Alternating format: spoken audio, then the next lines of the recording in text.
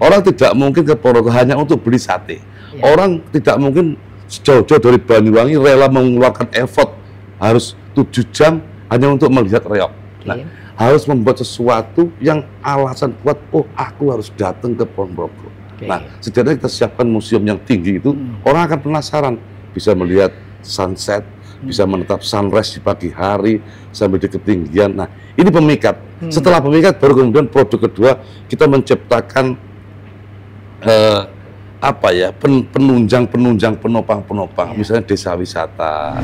Bali juga begitu. Bali kalau dihitung satu pulau Bali berapa sih jumlah penduduknya? Tapi kok mampu menyerap di Kresna itu mau apa saja, joger apa saja laku, apa saja dibayar. Karena orang datang ke Bali, orang berkunjung, itu bagian dari market share yang harus kita pikirkan. Maka Ponorogo harus mendatangkan orang ke Ponorogo dengan cara membuat destinasi wisata yang memikat. Yang kedua, buat event-event dalam setahun ini saya punya 74 event.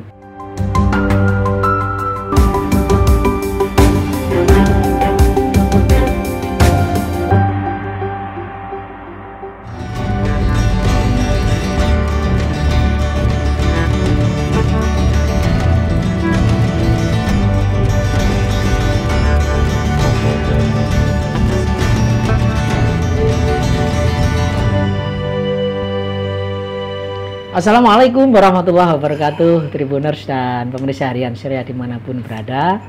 Banyak sudah terobosan, inovasi, gebrakan yang telah dilakukan pemerintah Kabupaten Ponorogo di bawah Bupati Sugiri Sancoko yang akrab kita sapa Kang Giri di periode pertama.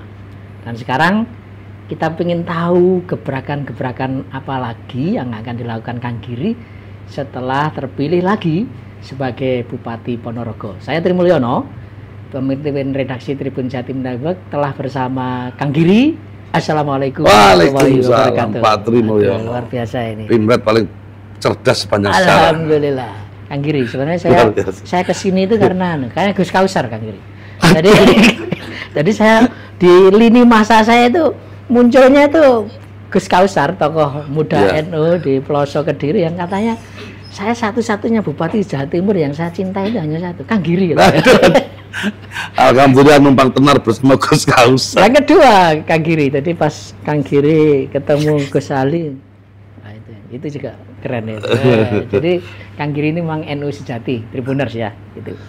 Baik Tribuners, apalagi itu Kang Giri yang akan dilakukan gebrakan-gebrakannya di periode kedua ini yang dinanti masyarakat Ponorogo. Silakan. Terima kasih Pak Tri Mulyono, sahabat saya yang sudah lama tidak datang ke Ponorogo. Sekarang hampir 3 tahun yang lalu kita wawancara. Kita ucapkan terima kasih kepada masyarakat Ponorogo yang telah memberikan pilihannya kepada kami kembali, walaupun kami juga sangat-sangat tidak berprestasi, sangat-sangat jelek. Tapi kemudian rakyat masih rela untuk memilih kami, itu bentuk yang luar biasa. Namanya rezeki anak soleh. Alhamdulillah kita terima dengan lapang dada. Dan harus kita buktikan bahwa pilihan mereka tidak salah. Nah, tidak salah itu maka kita punya beberapa konsep untuk meneruskan dan melanjutkan Ponorogo yang lebih hebat itu seperti apa sih. Rakyat menuntut jalan-jalan segera bagus, tapi masih terlalu lambat karena kekuatan fiskal kita juga pasti akan tidak sedahsyat ekspektasi rakyat lah. Tapi saya mencoba untuk terus mengusik, untuk mengulik agar kemudian fiskal kami agak tinggi dengan cara pendapatan asli daerah kami harus setidaknya dalam 5 tahun ke depan. Sekarang sudah 461 miliar kami bahas dari awal 235 kita terima pada saat 100% ya? Ya hampir 100% lah. Nah, saya mimpi besar dan ini sudah kami mulai, maka di 2029 sampai 2030 PAD kami harus 1 triliun bos. Kalau PAD 1 triliun maka namanya DDF. Derajat desentralisasi fiskal atau kemandirian fiskal kami akan bagus. Ini keren. Kami mencoba untuk tidak menginjak rakyat berupa pajak, tapi menertibkan kepatuhan saja, lalu kemudian mendevelop beberapa tempat untuk biar terjadi land value. Jadi misalnya Sampung kami potret ada monumen reok, maka hari ini harga tanah di sana meningkat. Ini dalam rumus kolateral, maka ada yang namanya land value capture, adalah sebuah potret di mana ada penambahan nilai dari kawasan yang yang dibuat gara-gara, dibuat ledakan, dibuat memikat. Maka ini akan kami tidak lanjuti di beberapa titik. Nah, dengan cara itu maka akan ada PPHDB, akan ada jual beli, akan muncul ekonomi berputar, ini menjadi kincir. Nah, kincir ini menjadi bagus. Nah, dengan DDF atau PAD hampir 1 triliun, maka kekuatan fiskal kita tinggi, kami bisa melakukan apa saja, termasuk melanjutkan Museum Riok Ponorogo, lalu kemudian rumah sakit juga menjadi rumah sakit yang sangat hospitality, menjadi rumah sakit yang sangat bisa dipakai rumah sakit wisata, lalu kemudian ada sumbu-sumbu ekonomi yang kami siapkan agar kemudian menjadi keren. Kang Giri, menarik terkait Museum Riok ya. Jadi kemarin Kang Giri kan mensponsori gerakan untuk yang go internasional ya, Riok go internasional. Dan di awal dulu pernah kita ngobrol ya bahwa upaya untuk mensinergikan Museum Riok ini dengan destinasi wisata lain di Ponorogo. Nah itu apa saja Kang Giri selain nanti Museum Riok itu? Membangun wisata itu sudah gampang. Seperti kita membangun kerucut begini. Harus ada pemukau, pemikat atau penggoda yang paling tinggi. Maka kenapa Bali rame sekali? Karena Bali sendiri sudah menjadi penggoda yang sangat, pemikat yang tinggi. Pulau Bali namanya itu cukup menggoda. Lalu kemudian Borobudur.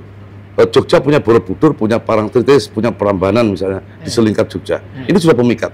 Lah Ponorogo ini kalau tidak segera membuat pemikat, maka ngebel itu bagus, tapi tidak cukup menjadi puncak untuk memikat orang. Nah, alasannya begini, orang tidak mungkin dari Jember mau ke Ponorogo hanya ingin ke ngebel, gitu ya. Orang tidak mungkin ke Ponorogo hanya untuk beli sate.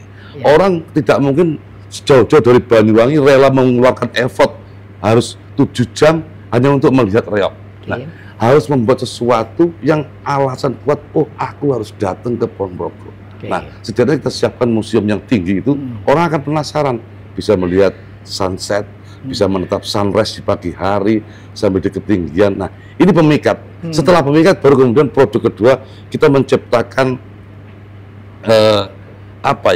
penunjang penopang, misalnya desa wisata, kemudian dibawa ke ngebel, dibawa ngopi ke kota, ada bursa-bursa seni, lalu kemudian ada desa wisata yang hotelnya adalah hotel kumpul dengan orang kampung, makan dengan rakyat, lalu kemudian diajak ke pesantren yang keren-keren, bagaimana seorang kiai mengajarkan ilmu ngaji, tidak sekedar mengajarkan ilmu agama atau mentransfer knowledge saja, tapi juga mentransfer karakter, juga mentransfer keteladanan. Ini kan jarang jadi wisata religi menurut kami tidak hanya sekedar melihat artefak muslim, melihat makam-makam aulia, itu penting, sangat penting sekali.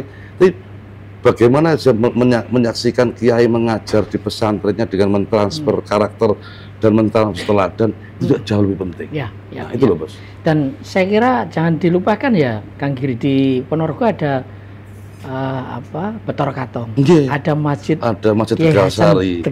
Itu saya kira bisa disinergikan, dikolaborasikan dengan titik-titik wisata tadi yang sudah disebutkan ya Kang. Iya betul, nanti lama-lama ini menjadi kita jual secara paket, misalnya paket religi gitu ya. Paket religi kemana? Ziarah ke makam Tegal Sari, sambil dilihatkan museum bahwa dulu pernah ada Ronggo Warsito nyantri di sini. Dulu Pangeran Diponegoro kok nyantri di sini. Bagaimana sih seorang kiai bisa membakarkan semangat waktu Diponegoro perang Kalifatullah melawan Laknatullah, sehingga ini kan harus tahu rakyat. Jadi anak-anak yang lahir dari Ponorogo besok hatinya gembira, hatinya bangga. Saya ini lahir dari generasi yang dahsyat. Itu loh, itu penting untuk kita. Di sektor pariwisata Kang Giri. Lalu UMKM ini juga banyak apresiasi Kang Giri. Jadi bagaimana Kang Giri mengelola UMKM ini di Ponorogo, membuat kawasan di kota yang sekarang bergeliat gitu ya.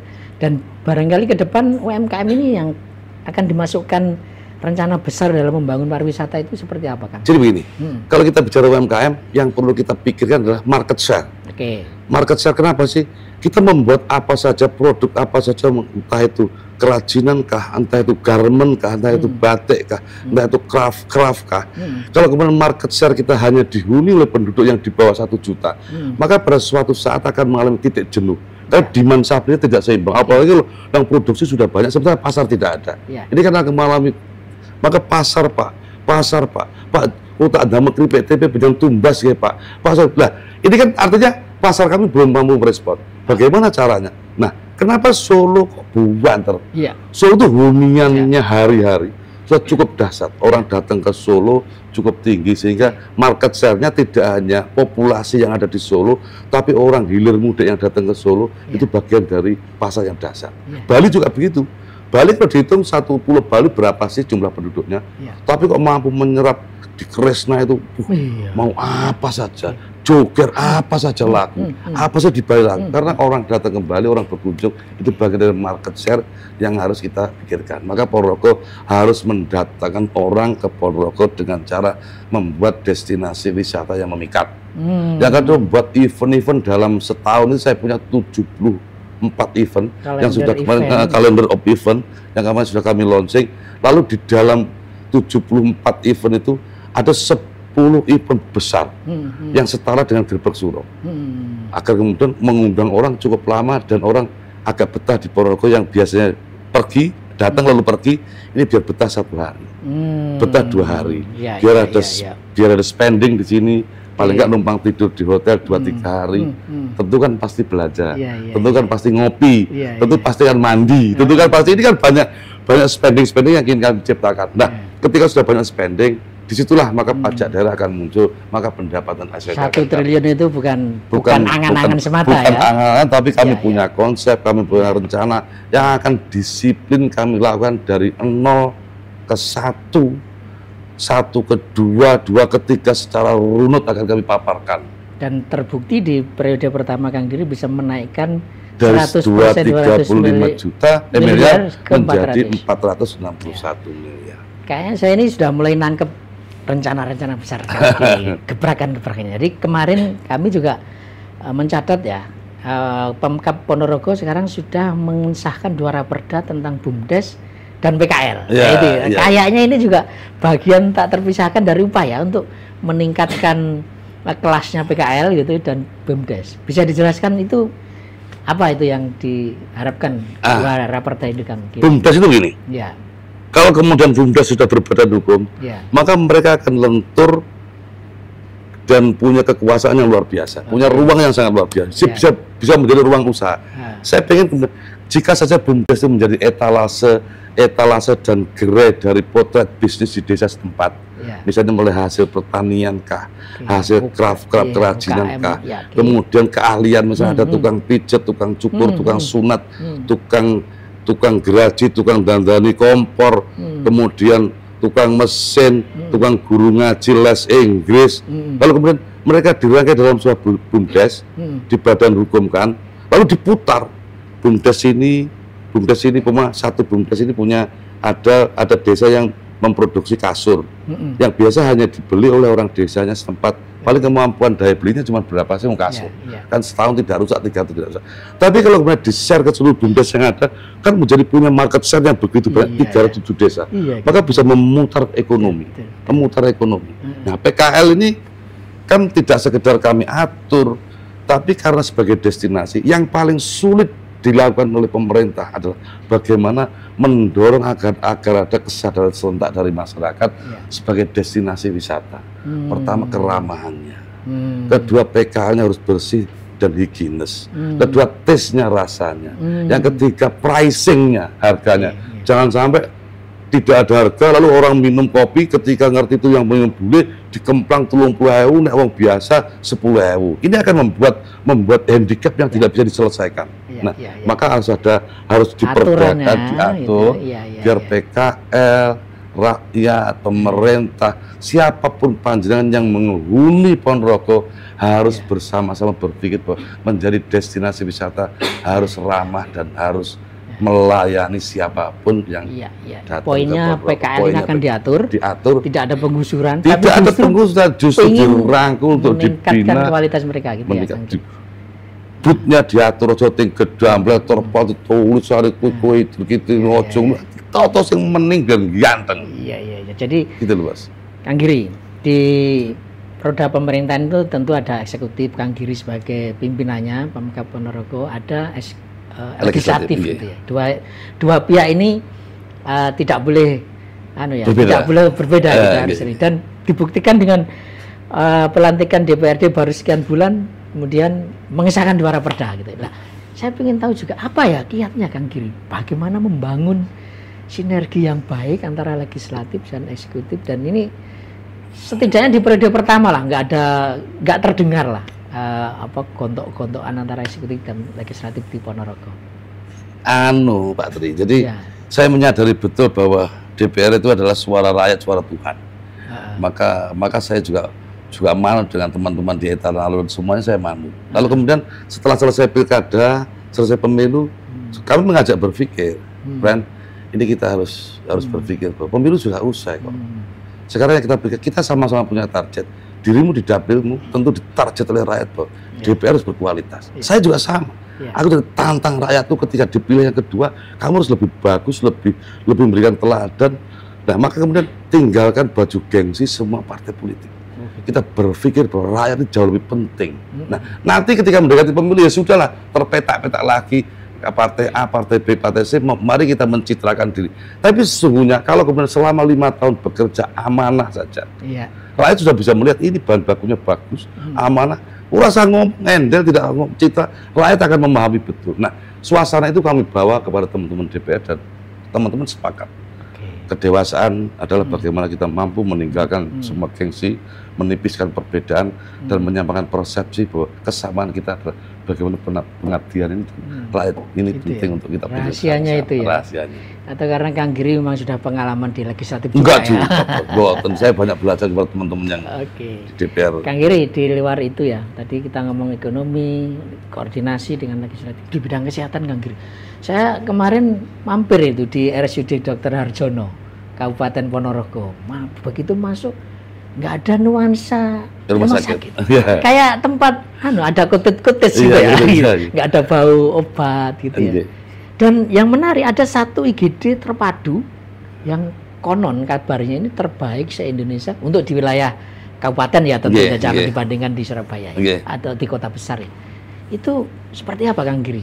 Semangatnya untuk membangun, meningkatkan layanan kesehatan di Ponorogo. Itu rumitnya awas setengah mati. Pokoknya saya ini ketika saya sebelum jadi bupati, ketika berhadapan dengan rumah sakit yang di front office itu, kita berhadapan orang, kalau orang miskin itu, uang dipentelengi karo perawat, dipentelengi karo resepsionis, kan rasanya uang Arab loro itu jadi loro betul. Uang loro tambah loro teman, gitu, tambah loro teman. Saya berkali ketika saya datang, senyum. Saya senyum dulu sebelum. Dia senyum dulu, semua senyum bersama-sama. Lalu kemudian dari senyum itu kemudian teman-teman muncul ide ternyata melayani rakyat itu harus dengan senyum. Nah, maka senyum itu kan tidak sekedar dari bibir saja. Senyum di berbagai sudut pandang. Misalnya di chatnya harus kelihatan senyum. Di desainnya harus kelihatan senyum, di gedungnya harus kelihatan senyum, biar kemudian rakyat memandangnya ramah, ramah rumah sakit. Maka ada perubahan dan alhamdulillah omsetnya naik. Saya belikan mereka cath lab untuk menyelesaikan problema jantung. Jadi di seputaran Mataram ini kan belum ada cath lab yang bisa masang ring. Tahun lalu sudah kami belikan, lalu kemudian sudah diresmikan, sudah bisa operasi. Nah problemnya karena kami ini memangku Mataraman segitu banyak, maka belum bisa tercover oleh BPJS untuk labnya. Maka saya selalu telepon kepada BPJS, bos, tolong di cover. Nah, di cover ini orang tokoh-tokoh besar, kemudian kalau kemudian kena gagal jantung, jauh loh bos, jauh banget loh. Iya, jatuh itu jantung itu 1,5 jam lah harus ada penanganan. Sini tol Medion sampai Nganjuk, bisa anfal bos. Ini harus BPJS harus berpikir kepada radius itu juga, biar tidak hanya berpikir iki bayar ora, iki apa namanya health coverage, health coverage, UHC apa tidak, ini kan agak dikesampingkan karena pelayanan. Tapi yang jelas kami mimpi besar ketemu rumah sakit bagus, saya dekatkan pelayanan kepada rumah sakit, kepada rakyat di keraman itu. Lalu Dr. Harjono ada peningkatan yang dahsyat, saya membuat rumah sakit baru yang ada di Pulau Kali, namanya rumah sakit yang geger tuh, hospital Bantarangin itu bikin hospital, orang geger rame-rame. Ini rumah sakit. Jadi ya nanti ada rumah sakit. Sudah jadi bos. Sudah diresmikan, sekarang sudah rame. Terus saya sekarang buka puskesmas yang menyerupai rumah sakit di Layun, di Selur, ujung gunung sana bos. Saya sudah jadi, sudah saya resmikan. Mirip seperti Bantarangin, gede, tapi karena apa ya? Rasio jumlah rumah sakit dengan dengan populasi sudah cukup padat, maka di sana tidak saya namanya rumah sakit, tetap puskesmas.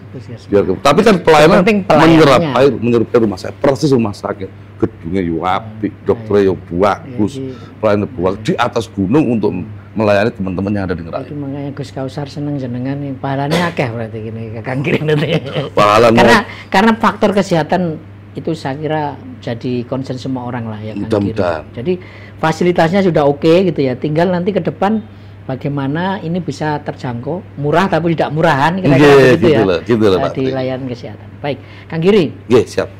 Ini pemerintah pusat juga punya banyak program strategis kayak makan bergizi gratis MBG gitu ya. Dan ini kan harus dijaga, dilaksanakan. Tetapi bagaimana ya apa kreativitas Kang Giri agar proyek-proyek program-program pemerintah pusat ini nggak mengganggu ya, yang program yang sudah direncanakan Kang Giri tadi sudah begitu banyak sekali yang akan dibahas. Jangan sampai ada refocusing tapi kemudian program pusat jalan tapi yang daerah malah terbengkalai. Ya mudah-mudahan pusat sudah memikirkan dampak ABC-nya. Kalau kemudian makan siang bergizi gratis ini kemudian benar-benar sudah bisa dijalankan di Ponorogo, justru menambah kincir perputaran ekonomi lah. Oh gitu. Saya sih punya usul sih begini sih dulu awalnya.